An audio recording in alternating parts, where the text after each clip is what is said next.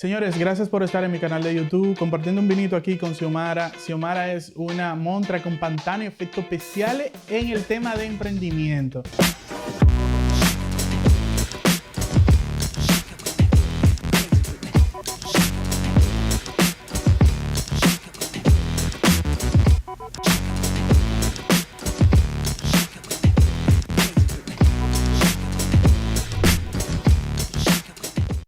Hay muchas personas que ahora son gurúes del emprendimiento y todo lo demás, pero a Xiomara la conocí en una capacitación de SICA, que era como una capacitación centroamericana o latinoamericana de emprendimiento. Después me tocó hacer Empretec con Xiomara, que es una, creo que de las 2 o 3 personas que hay en el país. Empretec es un proyecto o una capacitación de Naciones Unidas. Están en muchos países y a veces tiene que viajar y todo lo demás. Esperemos pronto acompañarla. Y de las cosas buenas que tiene es que Xiomara tiene los pies sobre la tierra. Hay gente que cree que en una cochera tú vas a tener un Amazon y un Google y eso no funciona. Entonces, Xiomara, gracias por estar aquí y compartir esta plática interesante. Sí, llevamos desenterrando todos los dolores, primero tuyo y mío. Y yo creo que de ahí viene la principal experiencia para hablar. No de lo que dicen los libros, no de los rosados que se ven del emprendimiento en las redes sociales. Hay que hablar con aquellos que nos hemos caído, quebrado, vuelto a levantar y vivido para saber cómo es de verdad.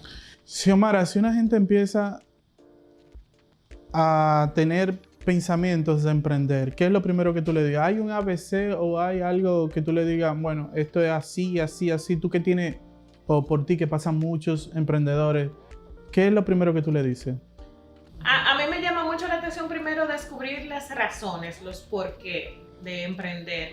En República Dominicana y en toda Latinoamérica hay mucho emprendimiento por necesidad. Es que me falta dinero y me toca emprender. Y bueno, de hecho hay una discusión de que tener un negocio no necesariamente es sinónimo de ser emprendedor. Hay unas características que son diferentes. Pero bueno, cualquier emprendimiento es válido siempre y cuando después tú puedas ajustar el motivo, el porqué del emprendimiento, porque es lo único que te va a sostener para todo lo que viene después, para esa montaña rusa, para todos los obstáculos, para poder persistir y enfocarte.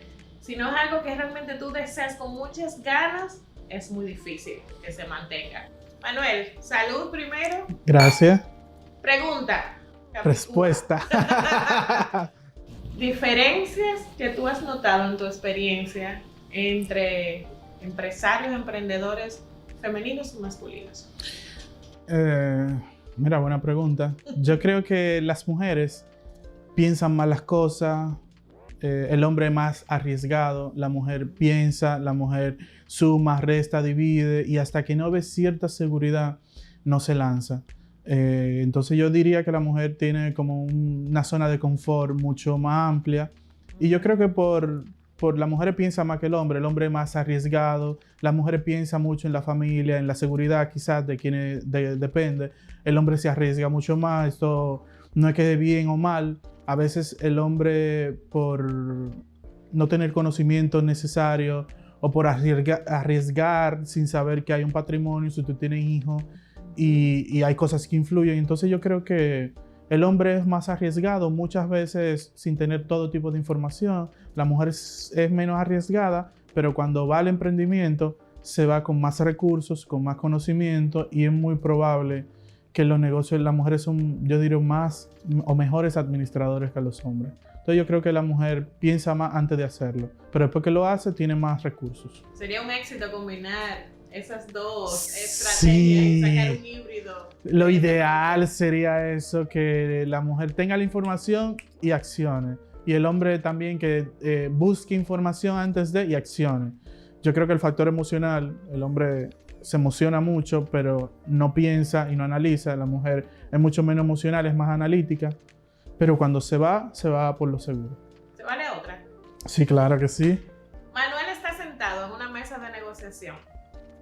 A veces con hombres, a veces con mujeres. Cuando es la mujer que pone sobre la mesa muy claro, esto es lo que yo quiero, no transigo, ¿cómo tú la percibes? Autoritaria, media arrogante.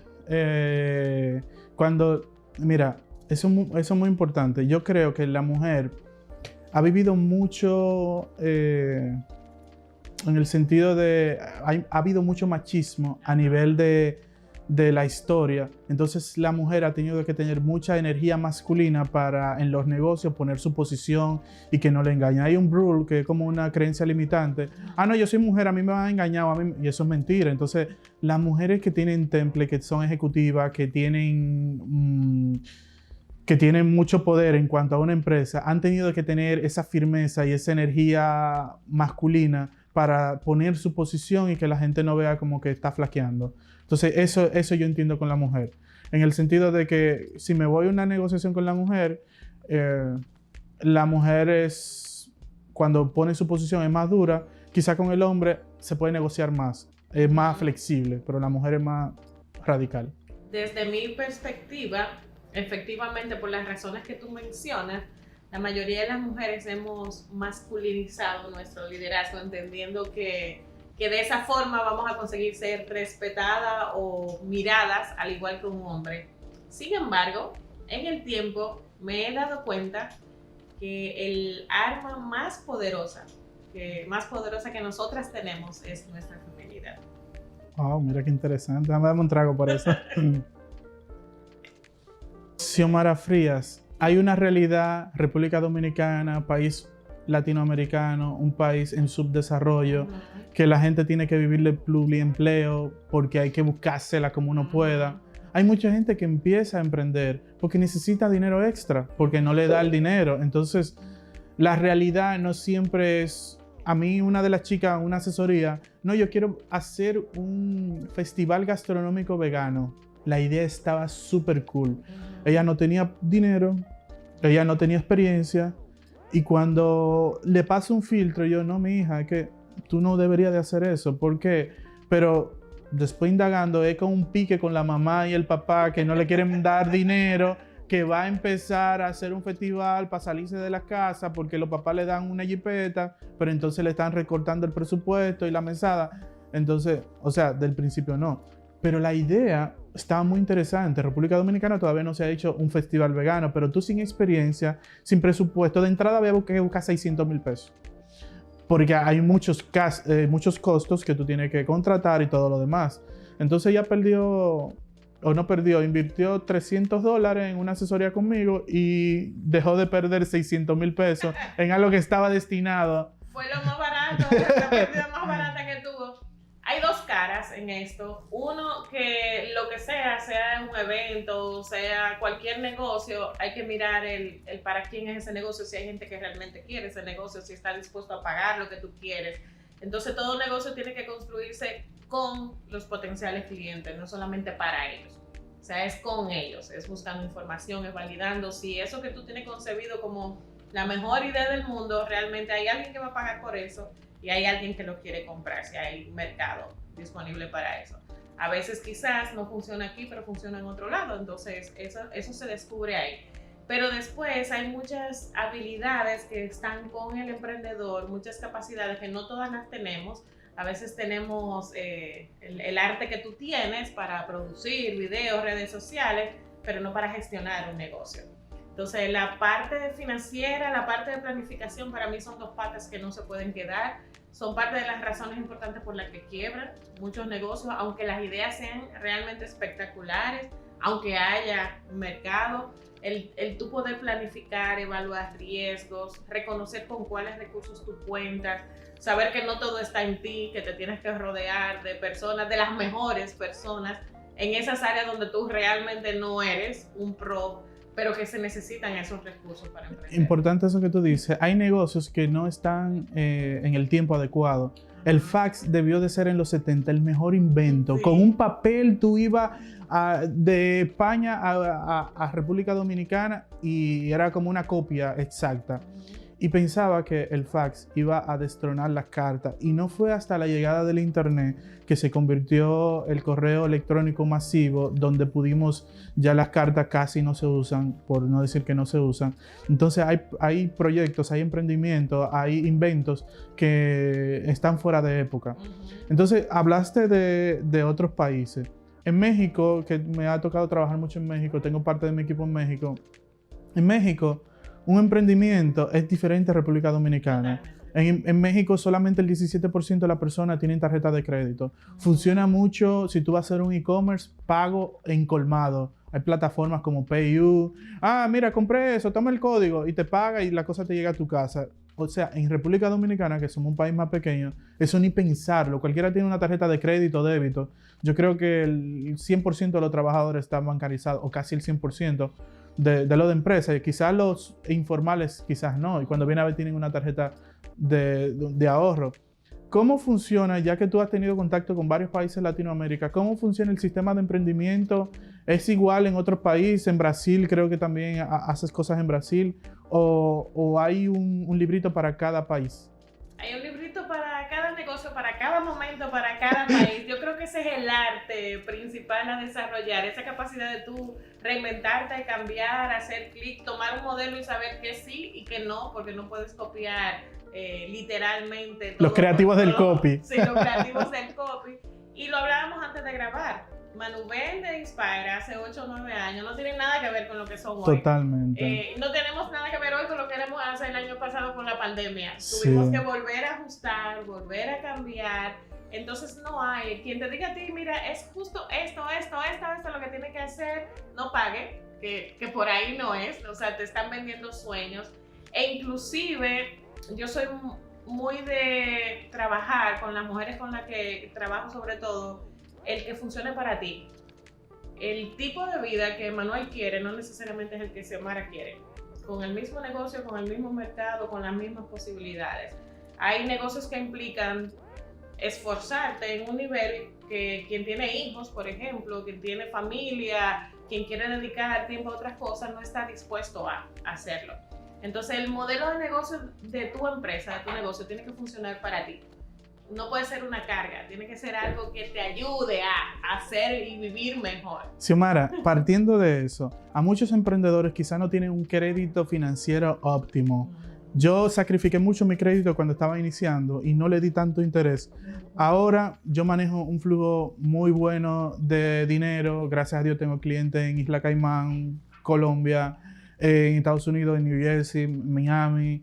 Tengo varios clientes, aparte de los clientes locales, que a mí me va muy bien, gracias a Dios. Pero yo no tengo, ahora estoy desarrollando mi crédito, porque tengo una clasificación de F, cuando quizás yo puedo en un mes manejar más de $10,000. Entonces ahora yo he visto, y hablando con amigos, he visto lo importante que es tener un buen crédito. Porque como emprendedor quizás sacrifiqué mucho eso en ese momento, estaba casado, después me divorcié, muchas otras cosas.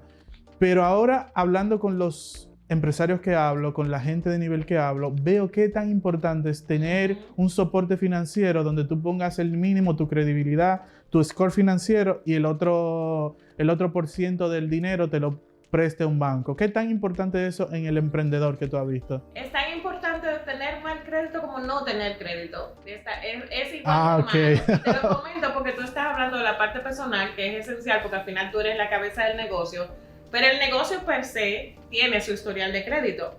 Y rapidito te cuento que cuando llegó la pandemia el año pasado, lo primero que vimos, porque nos estábamos descapitalizando, porque no estábamos generando ingresos, es que necesitábamos un préstamo. Y cuando yo fui al banco, me dijeron que no podían darme préstamo porque yo no tenía historial. O sea, yo nunca he tomado prestado porque odio las deudas y es algo de lo que he tenido que aprender.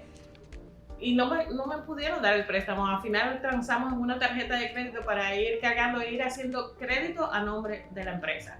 Entonces, todos los empresarios que tú y yo conocemos trabajan con el dinero de otros. Totalmente. Mientras no se descapitalizan por no tomar prestado.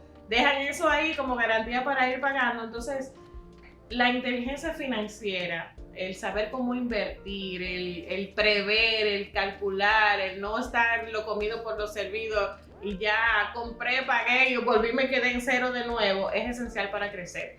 Si no, no hay forma de... Xiomara, yo ahora tengo diferentes inversiones, tengo un fondo yo estoy pensando, Valerie tiene 12 años, mi hija, Manuel Alejandro tiene 9, tengo un certificado para la Universidad de Valerie, tengo un certificado o sea, he aprendido de finanzas, de cómo el interés compuesto puede hacer que las cosas avancen, cuánto fluctúa, o sea, he aprendido mucho. Pero totalmente, o sea, yo voy a comprar un vehículo, a comprar al cash, no, tengo que hacer, ahora justo lo que tú dices, estoy creándole crédito a Manuben, a la empresa, un crédito, una línea de crédito. Yo tengo un cliente que tiene una inversión ahora de $121 millones y eso en un 90% fue financiado por una entidad financiera. Entonces el proyecto se vendió en 30 días, fue algo increíble, él puso su credibilidad, la inteligencia, pero el dinero grueso se lo está prestando una entidad financiera.